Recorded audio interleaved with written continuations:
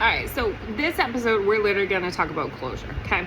I expected at least to have a normal conversation, an apology, some accountability being, acknowledged somewhere when all of this stuff happened, right?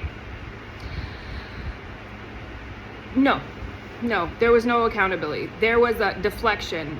There was a projection onto me. Oh, you were cheating, so I cheated. No, I never cheated. That's the point that irritates me the most, is I always had one child with me at all given times. So if I'm going to cheat on you, don't you think the child would know? Yeah, that's the projection. Apparently I look like a fucking AMC, and I work behind the scenes. But for that, and then to deflect and be like, well, I was bored. I got tired of not having anybody to talk to. Find a hobby. That's not an excuse. The deflections, honestly, you might as well be a goalie. That's where we're at. But the fact that you couldn't even have accountability, you know what the conversation was? So this is my girlfriend's family dynamics. All of her family can speak English except for her brother. Why do I need to know that? Why do I care? I don't have any intentions of ever meeting this woman you're with. I don't need to. She lives in South America. I don't ever need to meet this woman. I honestly do not. Because you're never going to see my children unless you can start actually helping take care of them. But you won't, because you'll be in South America. Yeah. So that's the thing. I expected some form of closure, at least a conversation, acknowledging it. No, we couldn't even do that. So that's when I just said, fuck it. I'm just giving up. It's pointless. It's not worth the energy that I'm having to expend trying to have an adult conversation. But instead, when I tried to have a conversation, it turned into someone having a hissy fit, slamming the door like it was the end of the world, or going in the kitchen and slamming their palm on the kitchen cabinets and slamming the doors because he was upset he couldn't be with his girlfriend because he had to play dad with the 3 children that he donated sperm for.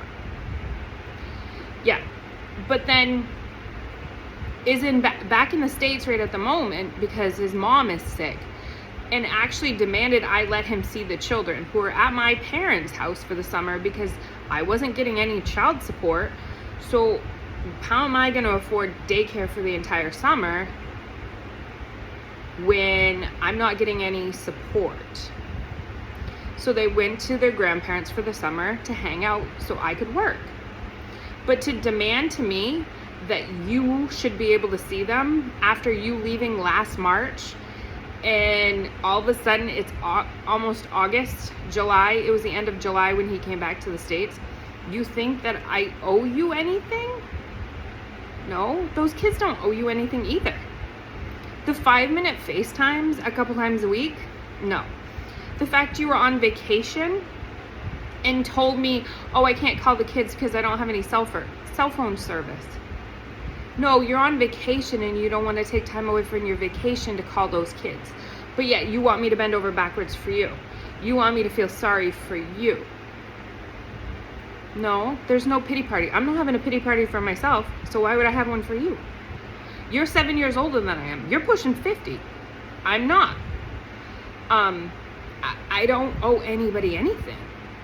So the fact you couldn't even be an adult and hold yourself accountable for what you did, and the way you treated me in front of the children, and the way you still talk to me whenever I say something to the kids and you hear it and you get all butthurt about it, because let's face it, honestly, that's his problem, is if I say something to the kids in the background when he does FaceTime them, he gets so upset he will hang up the phone on those kids. But then it's my fault because he heard me talking to the kids.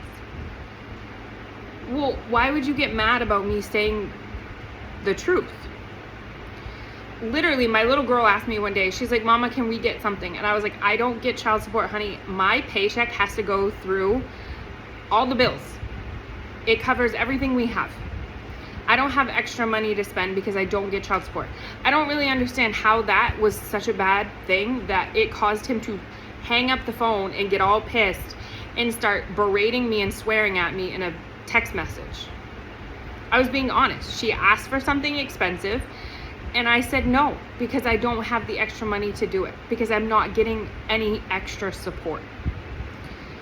But that's the thing, he can't even hold himself accountable for not helping out with the kids.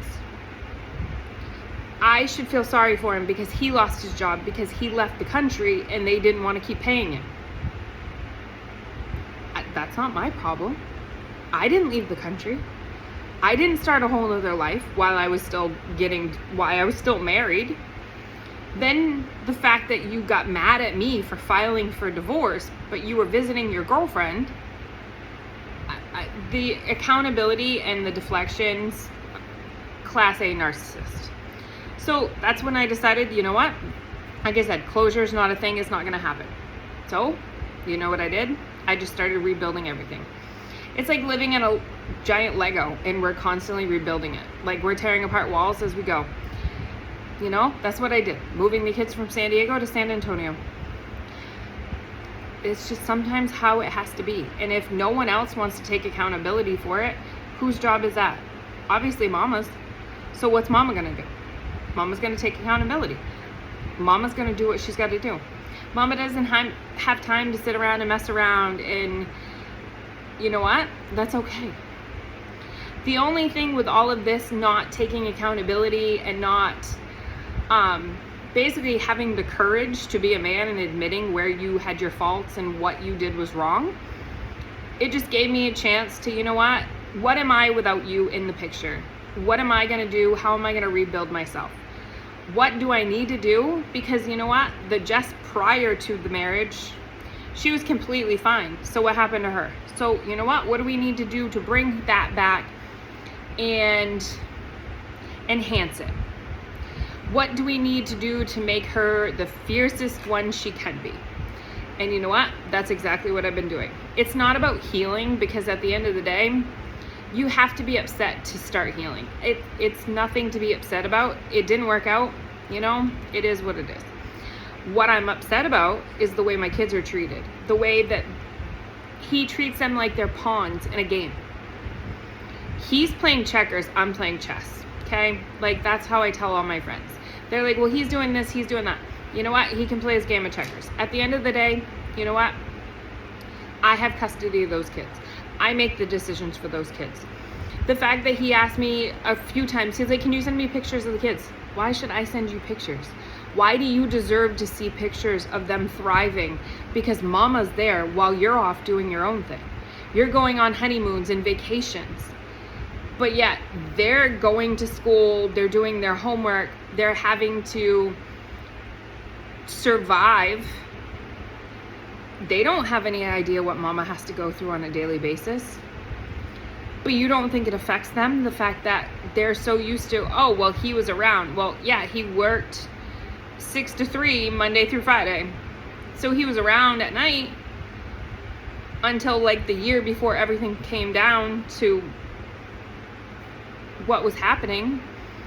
2024, he was gone all but like January into February. So who suffered? Wasn't me. It was the kids, because they expected him to be there. And the fact that you're making it out like I was a horrible human being and I'm a horrible mom, but yet who's the one that showed up? Who's the one that handled everything? Who's the one that kept everything together? So at the end of the day, I don't need any accountability. I don't need closure. What I need is a human being to stop acting like they're the only person in the world and thinking my kids are pawns. Because at the end of the day, they're not pawns. I'm sorry, my kids are not. They literally do not deserve the things that they're doing. And the fact that you're trying to force me into letting you see them after you told them the night before you left for South America in 2025, Daddy's leaving and doesn't know when he'll see you again, why should I subject them to that? Why should I make them see you? When my kids have even told him straight out, we don't want anything to do with your girlfriend. which they don't even know he's married. He didn't even have the audacity to tell my children he already got remarried, but wants them to be there to talk to him and make him feel better about being an absent parent. All it is all for show. Because he asked me on the 10th of July, well, he demanded on the 10th of July he can see the kids. I talked to California courts actually, and they told me, they're like, yes, reasonable visitation is honestly subjective to the mom. It is up to you what visitation rights are basically awarded. And I was like, okay, that's good to know, because I'm literally being demanded that he see the kids, but hasn't seen them since March of 2025. So I don't think it's fair to them to screw with their heads when, what's he gonna do after the fact? Oh, well, so he messaged me on the 10th of July and told me that. It's August 1st and still hasn't messaged me back since then asking about seeing the kids. So your priority was to see the kids, but yet you can't be bothered in 20 something days to make a phone call or a text message asking to see them. But I'm supposed to feel sorry for you. Yeah. So this is all about you do you, I will do me. I'm going to rebuild my life. I'm going to rebuild the kids' lives, and we don't need him in it. We don't need his closure. We don't need his accountability, because at the end of the day, the only person that matters is the one that's sticking by and handling everything on their own. I don't need someone to tell me how to heal, because I don't need to heal from something that, it happened and it's just how it is. At the end of the day, if I was that disposable, then obviously I didn't mean enough to him to begin with. That's just how it works. So this is what starting over is looking like. It's putting in the hours, putting in the effort, doing everything that you can to raise 3 children by yourself. Yeah, I know it's not permanent. It's not always going to be that way, but solo parenting, it is what it is. It's hard, but as long as they're doing good, that's all that matters.